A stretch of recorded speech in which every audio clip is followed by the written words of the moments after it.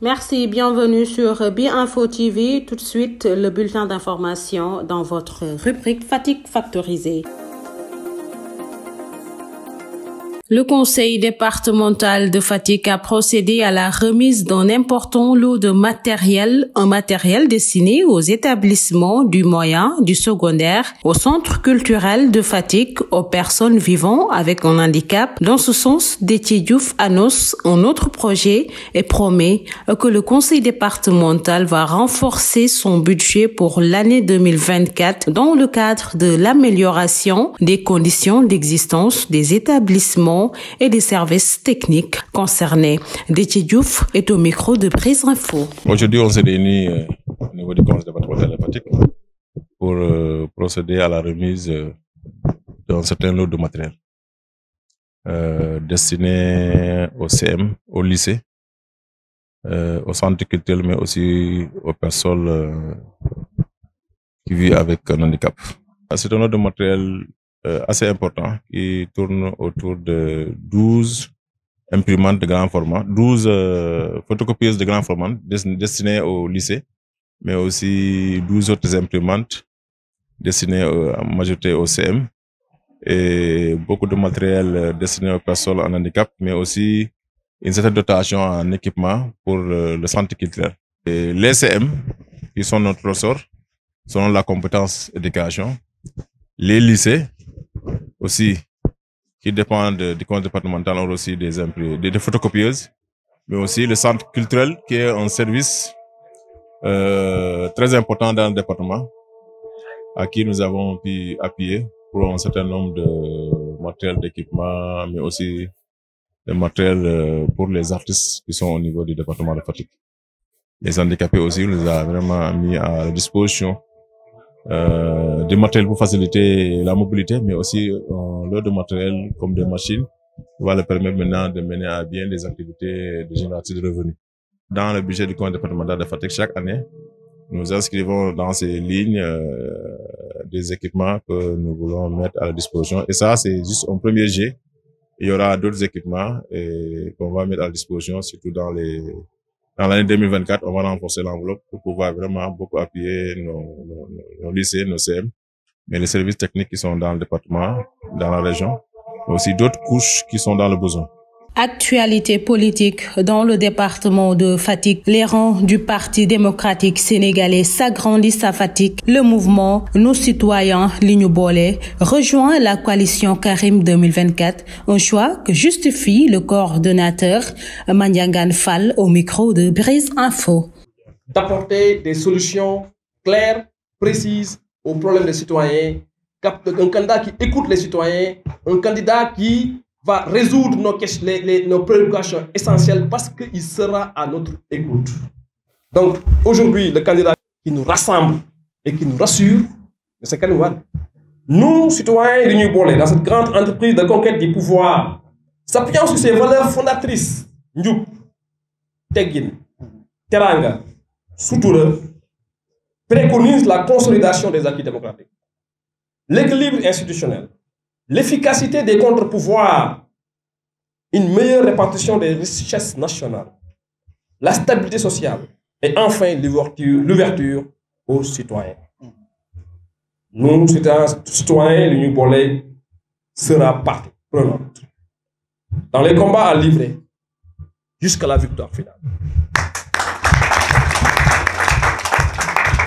Nous sommes prêts. Vive Karim Meïssa Wade. Vive le Parti démocratique sénégalais.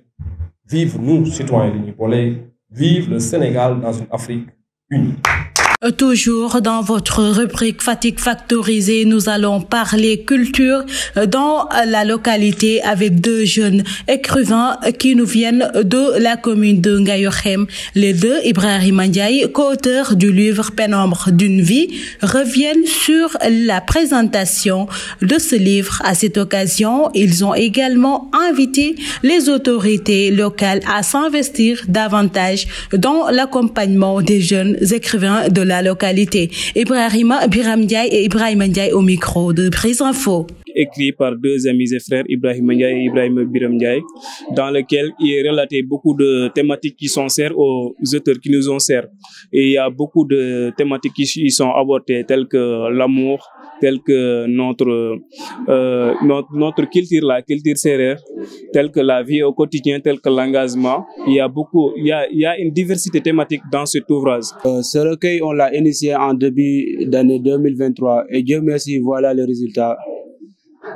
On l'a présenté à diverses maisons d'édition et l'Harmattan s'est chargé de le publier. Vous savez vous tous que l'Harmattan c'est une grande maison d'édition au Sénégal. Donc ce n'est pas une maison à présenter à qui que ce soit. Si nous partons du sens étymologique du mot pénombre, c'est-à-dire on parle de la difficulté de la vie, des choses vécues au cours de notre existence. C'est pour cela qu'on s'est concerté pour écrire une œuvre littéraire qui pour nous est un recueillement. Cette œuvre-là, c'est un recueillement pour nous. C'est pour cela que vous verrez dès les premières pages des poèmes qui parlent de tristesse, des poèmes qui parlent d'amour, des poèmes qui glorifient la femme africaine, des poèmes qui valorisent nos valeurs culturelles. C'est notre premier ouvrage, c'est notre premier accomplissement dans le domaine littéraire. Aujourd'hui, sur l'invitation de mes deux cadets, qui ont produit un excellent recueil de poèmes, Pénombre d'une vie, Ibrahim Ndiaye et Ibrahim Biram Ndiaye,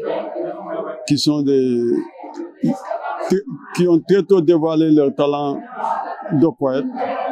Et c'est pas étonnant, sur la terre de Sine, le territoire d'enfance de Léopold Sédar Senghor, c'est normal que des jeunes très tôt puissent s'adonner à la poésie et faire des preuves dès leur première production. Donc ça a été un honneur, ça a été une satisfaction de venir, d'être un invité et un des invités spéciaux de cette cérémonie. Cette cérémonie qui est une première ici, mais dont on prie qu'elle se renouvelle grâce aux acteurs, mais grâce à d'autres acteurs. Ils ont très bien produit, ils ont très bien déroulé la cérémonie. C'est pas étonnant parce que l'œuvre littéraire qu'ils ont produite est une œuvre exceptionnelle, est une œuvre qui gardera son nom parmi les recueils de poésie des écrivains de Fatick. Je les remercie et les encourage vivement. Un ouvrage qui est notre première, qui se trouve être notre première, c'est un début. C'est notre début et on souhaite que ça se propulse et que ça ne s'arrête pas là, que ce soit le début d'une chose qui est très grande. En cette occasion aussi, nous lançons un message à toutes les autorités de la commune locale et de l'arrondissement du département pour qu'ils accompagnent tous ces écrivains qui sont dans l'ombre, qui n'ont pas les moyens de publier, qui veulent publier leurs ouvrages alors qu'ils n'ont pas les moyens nécessaires pour le faire.